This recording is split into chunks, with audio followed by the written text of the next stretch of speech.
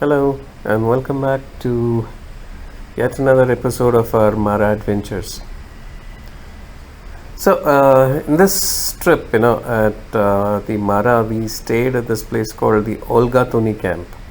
And then this camp is kind of located bang in the middle of the savannah with two prides of lions, uh, a bloat, that's what they called a group of hippos, a bloat of hippos in a pool nearby, and a resident leopard. And to beat it, that resident leopard happens to be a celebrity. So this leopard, a female named Bahati, her name translates to luck in Swahili, and she's often found wandering around the Olgatuni camp at night. And not that she bothers anybody around, so she's been kind of welcomed, and she goes about doing her business while people just go about their business. Bahati has a very interesting spot where she kind of calls it home. There's this Talik river that flows nearby, and part of the river is kind of like a kind of a rift or a valley, that you may want to call it.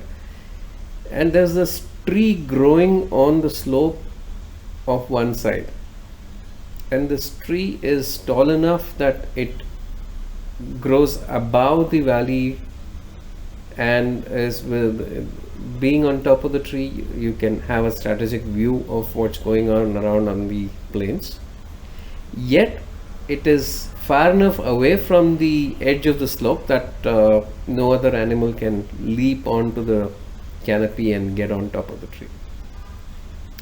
So Bahati uses this tree as her home, and she also uses it as her cache for storing the carcasses that she has killed and eat at leisure. She incidentally inherited this territory from her mother Olive, who in turn got it from her mother Bella. So, this particular family has been followed for quite a long time, and most people in and around that area seem to be familiar with this family. Bahati incidentally has also been part of multiple documentaries from different filmmakers, and I think the most recent one was where she was seen wandering around with two of her cubs. When we reached that spot, we got to see that Bahati was on top of that tree, and not really visible because of the thick canopy there, but by the movement that she was indicating that she was probably feeding on the carcass that she had hunted probably the previous night or the night before. And she continued about eating for a while, completely oblivious to all the vehicles and people looking at her from both sides of the valley. As she was feeding, actually, a piece of the carcass fell off the tree onto the ground below. Maybe she looked at it, maybe she didn't, but she continued feeding for some more time, and then, she kind of decided that she wants to come down to the valley floor. Okay. Aditi, ready? I can see Shoot, that shoot, walking. shoot. Start, It's start. walking, coming down, Start. coming down. Yeah, that's I can see. Come down. Standing. Once she started to go down the tree is when we realized that she was extremely full. Her belly was swollen, and so obviously it's a kind of a large kill, I guess, she made, and she had plenty to eat. But then Bahati is a cat, and cats are secretive by nature, and they rarely tend to leave behind signs that they've been around, or they've stashed a kill or food nearby. especially since leopards being smaller of the large animals, the predators around, considering that leopards are outsmarted or outweighed by both lions and hyenas. So once she came down the tree, the first thing that Bahati did was to go look up and find that piece of meat that fell off. And incidentally, she started to feed on it.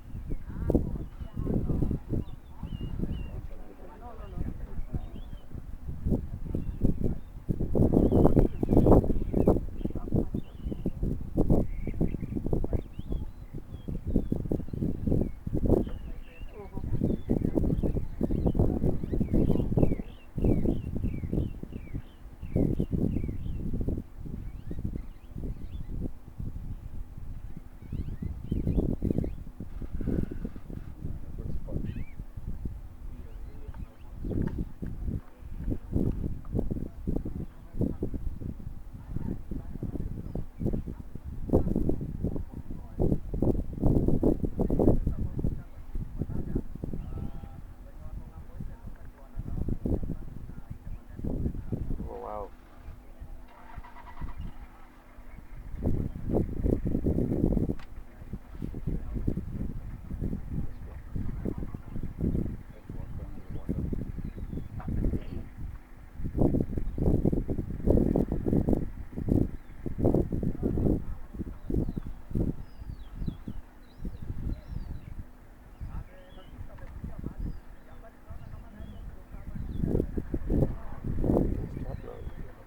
She gets up again.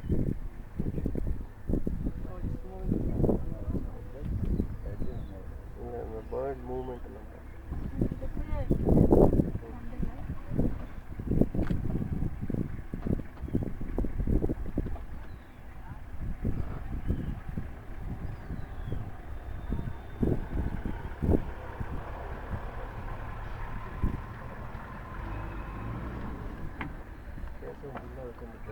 The camera line can go right into the leopard space. She got up. Okay, shoot.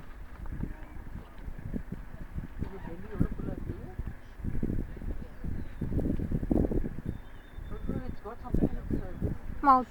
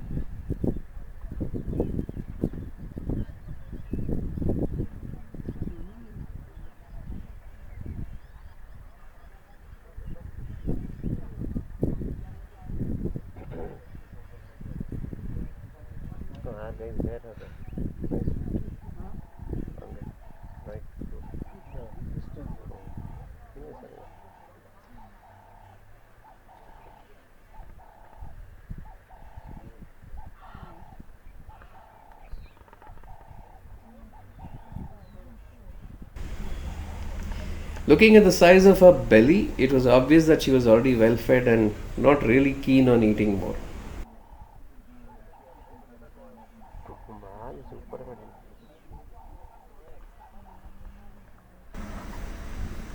So after a couple of mouthfuls, or maybe she was just even trying to chew, she decided that she's had enough. So she started to rake up leaves and grass and mud and try to cover that piece of meat so that it is buried and safe from the eyes of both carrion crows or vultures, or even any prowling jackals or hyenas, or maybe the odd lion.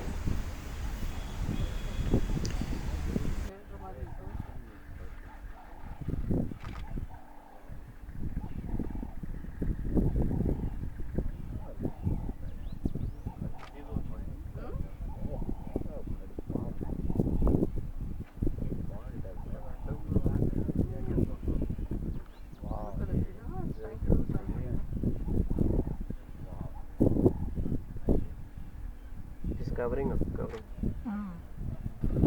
She's covering whatever she's eaten, right? From other animals.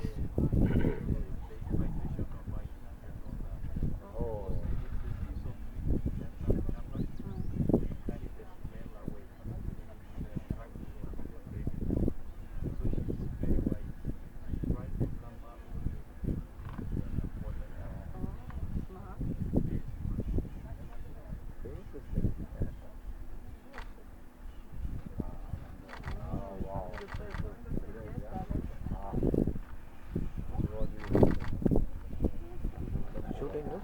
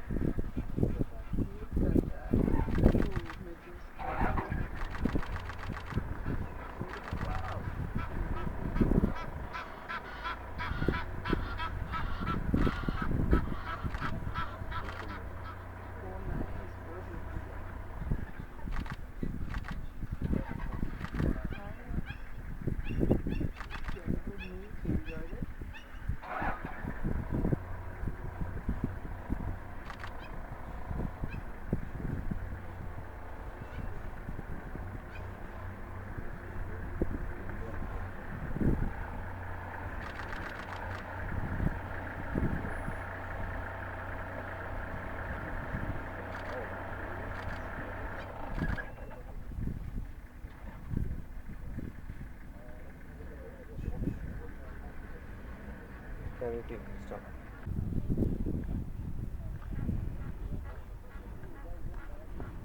She's here, right here.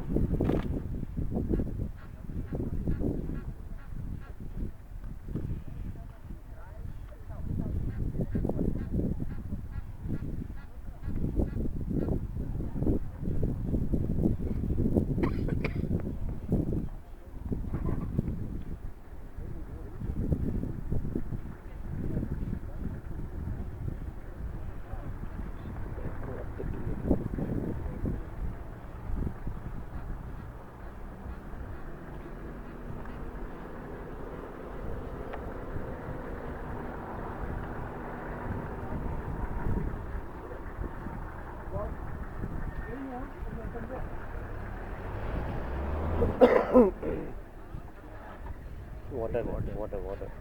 That side they can see. Drinking water. That will be a brilliant shot. While this particular episode really was not about the glamorous scenes that people generally love to see about a predator going on a hunt, wild animal just going about their business of their life on a normal way is quite interesting. You could see that the entire group of vehicles that was there, not a single vehicle was even keen on moving away, because everybody was just watching her go about doing her routine of eating. When she came down onto the ground, she was rolling around in the grass, scratching herself, licking her paws, cleaning herself up, hiding the leftover food, getting a drink of water. This beautiful lady had us all watching her in rapt attention. I hope that you find this episode as interesting as we found it. because it was not just one or two of us, there was a whole bunch of maybe 40, 50 of us in different vehicles who were like in rapt attention. Seeing a leopard in the wild, that too in daytime, is a rare occurrence. And seeing a leopard for such a long time in the wild, just going about her business without a care in the world, was really fulfilling and left a very, very lasting impression in our minds. Hope you enjoy this as much as we do. Thank you again, and we look forward to seeing you again in another episode. As we embark on this thrilling journey together, your presence fills us with immense appreciation and gratitude in this shared love for wildlife. Along the way, if we are able to convince a few of our lovely extended family to help conserve nature for our future, we will consider that a massive achievement. While you are here, please don't forget to hit that subscribe button and bell icon to stay connected and be a part of our ongoing adventures. Thank you.